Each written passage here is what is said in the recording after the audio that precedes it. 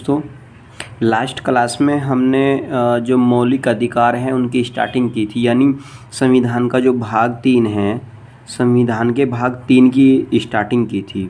और संविधान के भाग 3 में आर्टिकल 12 और आर्टिकल 13 को मैंने एक्सप्लेन करके बता दिया था कि जो आर्टिकल 12 है उसमें राज्य को परिभाषित किया गया है, राज्य को परिभाषित किया गया है। और जो आपका आर्टिकल 13 है, आर्टिकल 13 न्यायिक समीक्षा की बात करता है, न्यायिक समीक्षा। ठीक है, ये भी बात हमने अच्छे से समझा दी थी। अब इसमें एक छोटी सी बात यदि मैं यहाँ से बता के चलूँ आपको, यहीं से आज की अपनी क्लास को हम स्टार्टिंग करें तो जो आर्टिकल 32 है, आर्टिकल 32 और आर्टिकल 226, ये आर्टिकल 32 सुप्रीम कोर्ट को शक्ति देता है न्यायिक समीक्षा की, और आर्टिकल 220 जो आर्टिकल 226 है ये हाई कोर्ट को पावर देता है न्यायिक समीक्षा के लिए। ठीक है, बाकी ज़्यादा डीप जाने की ज़रूरत नहीं है क्योंकि नॉर्मल कंपटीशन को हमें ध्यान में रखना है, उतना ज़्यादा एक्सप्लेन नहीं करना है। ठीक है, बाकी जैसे अब इसमें यदि हम बात करें आर्टिकल 14 की, आर्टिकल 14 जो है, आर्टिकल 14 से आर्टिकल 18 तक, ये जो ये 5 जो आर्टिकल हैं ये सब समता से रिलेटेड हैं। मैंने कल भी इसको बताया था, समता का अधिकार, यानी आपको अलग अलग क्षेत्रों में समान करने की कोशिश की गई है, समान किया गया है ताकि भेदभाव ना किया जा सके। जैसे इसमें यदि हम बात करें आर्टिकल 14 क्या कहता है, आर्टिकल 14 को यदि हम बात करें उसमें 2 प्रावधान हैं आर्टिकल 14 में। एक तो है आपका कि विधि के समक्ष समानता एवं विधि का समान संरक्षण। देखो, विधि के समक्ष समता। ठीक है दोस्तों, अच्छा, यानी आपका जो आर्टिकल 14 है उसका एक पार्ट तो विधि के समक्ष समता की बात करता है, और दूसरा जो पार्ट है वो बोलता है आपका विधियों का समान संरक्षण, समान संरक्षण। अच्छा, ये आर्टिकल 14 बोलता है। अच्छा, अब मैं आपको इसमें एक बात बताऊं कि जो इसका मतलब है, जो आर्टिकल 14 का ये फर्स्ट पार्ट जो कहता है, इसमें इसका मतलब ये हुआ कि विधि के समक्ष समता, यानी विधि के सामने कानून की नज़र में सब समान हैं। इसका मतलब हुआ कि कानून की नज़र में, कानून की नज़र में सब बराबर हैं।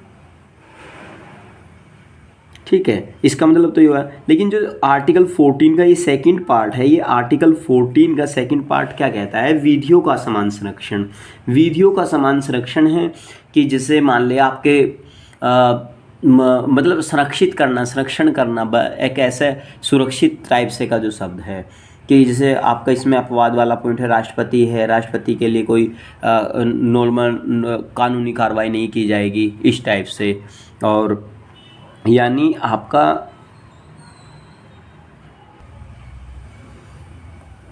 मतलब जैसे वो नहीं होता कि किसी विशेषाधिकार की अनुपस्थिति की बात करता है, ये किसी विशेष व्यक्ति के उसमें जो विशिष्ट विशेषाधिकार है उसकी अनुपस्थिति की बात। आपको एक बात ध्यान रखना है कि जो ये वाला जो आर्टिकल 14 का ये वाला पार्ट है, ये ब्रिटिश जो संविधान है वहाँ से लिया गया है।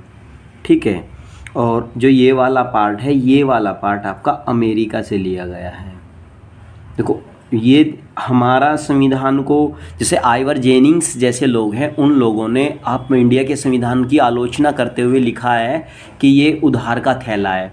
तो इस टाइप से जैसे भारतीय संविधान निर्माताओं ने कुछ पार्ट ब्रिटिश से लिए, कुछ पार्ट अमेरिका से लिए, कोई कनाडा से लिए, इस प्रकार उन संविधानों से अनुग्रहित किया है। लेकिन आइवर जेनिंग्स जो जैसे लोग हैं वो आलोचना में डायरेक्ट बोल देते हैं कि उधार का थैला है, हमने सब कुछ इधर उधर से ले लिया और रख दिया एट इज। लेकिन ऐसा नहीं हुआ है बिल्कुल भी।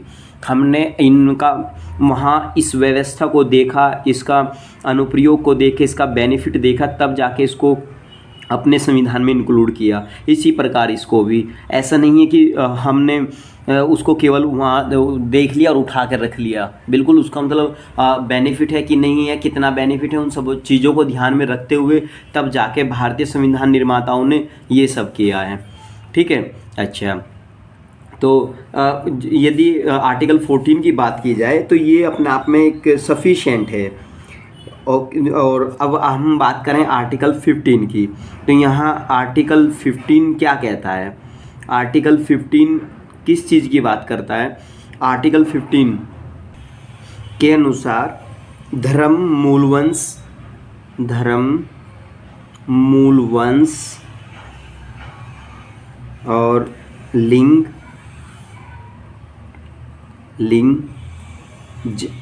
जन्म स्थान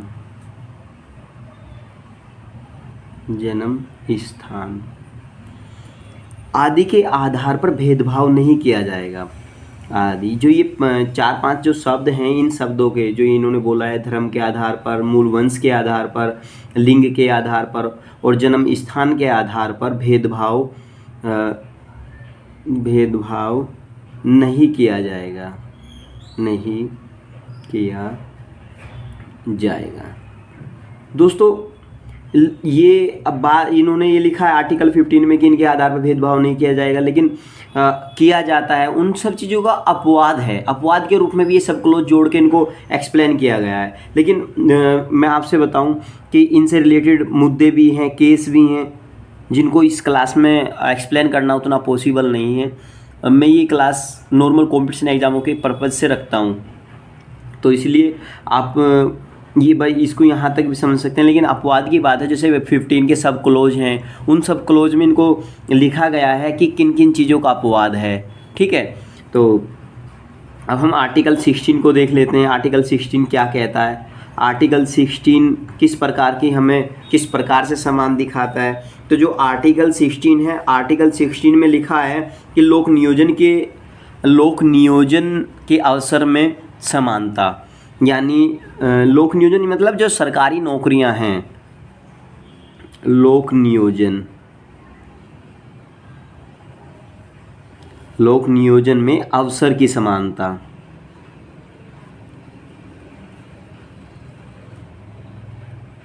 देखो, जैसे सरकारी नौकरियां हैं, सरकारी नौकरियों में हर किसी को अवसर दिया जाएगा, अवसर मिलेगा, तो उस अवसर की समानता की बात करता है। अच्छा, और आर्टिकल 17 जो है, आर्टिकल 17 अब देखो, पहले यहाँ से ज़्यादा क्वेश्चन पूछता था इन आर्टिकल से, लेकिन आर्टिकल 17 और आर्टिकल 18 कई एग्जामों में मैंने देखा अभी रिसेंटली कि उसकी बारंबार पुनरावृत्ति करता जा रहा है। आर्टिकल 70 जो है वो है आपका अनटचबिलिटी, यानी अस्पृश्यता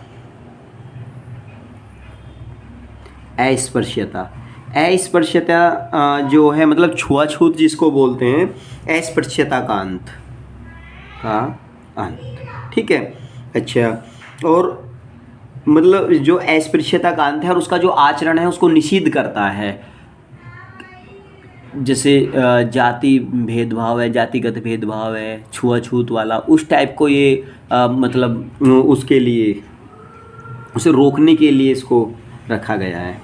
अब आपका आर्टिकल 18 जो है, आर्टिकल 18 की यदि हम बात करें तो आर्टिकल 18 उपाधियों का अंत की बात करता है। उपाधियों का अंत,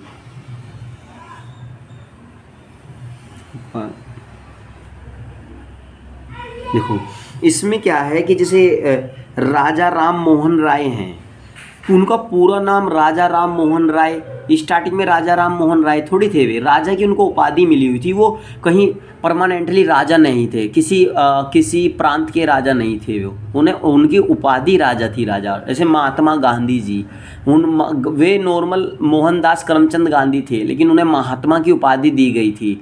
एक क्वेश्चन में तो यहाँ तक पूछ लिया गया था कि महात्मा को महात्मा की उपाधि किसने दी थी। ठीक है ना, जो महात्मा गांधी जी हैं उनको महात्मा की उपाधि किसने दी थी? तो जो चंपारण की महिला हैं, चंपारण की महिलाओं ने महात्मा जी को, उनको महात्मा की उपाधि दी थी। अच्छा, इस प्रकार उपाधियों का अंत करना, ताकि सब ऐसा ना लगे कि राजा राम मोहन राय, ये तो राजा बना बैठा है और सब जनता इनकी मतलब पब्लिक इनका क्या करे कि राजा समझ के उन्हें आचरण करने लगे, इस टाइप से। तो आर्टिकल से जो आपका 18 है, ये उपाधियों का अंत करता है। यहाँ आपको एक बात ध्यान रखना, एक अपवाद है कि जो सेना से संबंधित उपाधि है, सेना और विद्या संबंधी, सेना और विद्या संबंधी जो उपाधियां हैं उनको छोड़ देना, ये अपवाद में है इनके सिवाय, ठीक है ना। इनको छोड़कर, इन उपाधियों को छोड़कर बाकी जो उपाधियां हैं उनका अंत कर दिया गया है आर्टिकल 18 के तहत। ये आर्टिकल 18 बात करता है इसकी, ठीक है दोस्तों।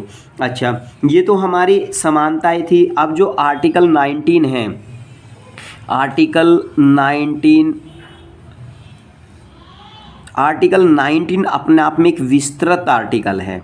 ये स्वतंत्रता से रिलेटेड है, आर्टिकल 19 से आर्टिकल 22 तक, यानी जो आपका अनुच्छेद 19 है। अनुच्छेद 19 के अंदर जिस प्रकार हमारे 6 मौलिक अधिकार हैं, इसी प्रकार 6 प्रकार की स्वतंत्रताएं हैं। 6 प्रकार की स्वतंत्रताएं किस प्रकार हैं? अच्छा, तो यहाँ भी पहले जैसे हमारे मौलिक अधिकार 7 थे, तो इसी प्रकार यहाँ भी 7 प्रकार की स्वतंत्रताएं थी। लेकिन जैसे ही मौलिक अधिकारों में से संपत्ति का अधिकार को निकाल दिया गया, उसी टाइम वो आर्टिकल 19 का जो सब क्लोज था उसको भी निरस्त कर दिया गया था। वहाँ भी संपत्ति खरीदने का जो अधिकार था उसको भी वहाँ से निकाल के भाग 12 में, संविधान के भाग 12 में रखा गया था, ठीक है।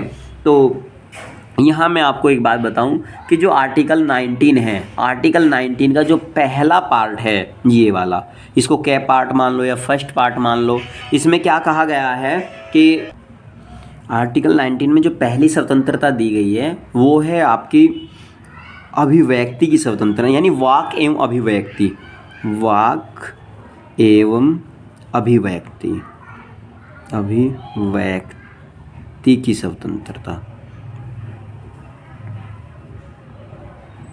दोस्तों, इसमें जो वाक्य यानी आपको बोलने की स्वतंत्रता, आपको रिप्रेजेंट, आप खुद को रिप्रेजेंट कर सको, उसकी स्वतंत्रता, ठीक है ना।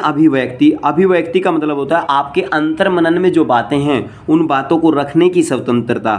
देखो, ये वाक यानी अपने शब्दों को बोलना, और अभिव्यक्ति का मतलब आप अपने अंतर्मन से खुद को अभिव्यक्त करना या अपने अंतर्मन की बातों को रखना, ये स्वतंत्रता आर्टिकल 19 का जो पहला पार्ट है उसमें रखी गई हैं। दूसरी, इसमें क्या है? सम्मेलन की स्वतंत्रता, सम्मेलन की स्वतंत्रता।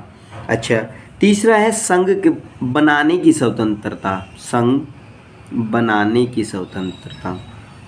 और नेक्स्ट है आपका संचरण की स्वतंत्रता, संचरण की स्वतंत्रता।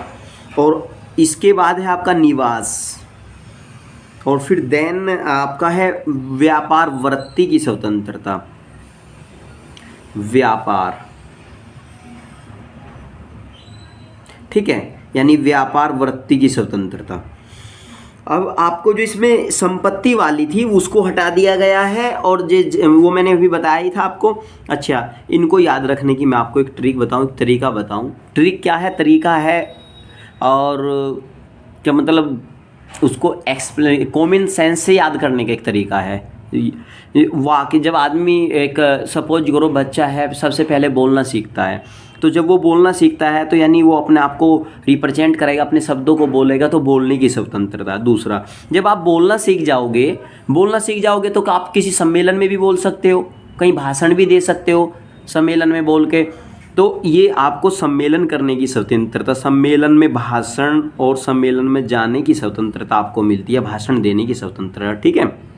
अच्छा, जब आप यहाँ देखो, यहाँ आपने बोलना सीख लिया, खुद को अभिव्यक्त करना सीख लिया, भाषण भी देना सीख लिया, तो यहाँ आपने सम्मेलनों में बोलना सीख लिया, यानी सम्मेलन की स्वतंत्रता आपको मिल गई। दूसरा, जब आप सम्मेलन में बोलोगे, लोग आपसे जुड़ेंगे, जब लोग आपसे जुड़ेंगे, आपको फॉलो करेंगे, तो आप संघ बना सकते हो, ठीक। तो तीसरी स्वतंत्रता आपकी संघ बनाने की स्वतंत्रता है। जब आपके पास कोई संगठन होगा, आप कोई संघ बना लोगे तो आप उस संगठन को लेकर अपनी मांगों के लिए निकल सकते हो घर से, सरकार पर प्रेशर लगा सकते हो, प्रेशर ग्रुप के रूप में आप काम कर सकते हो जब आपका एक संगठन होगा।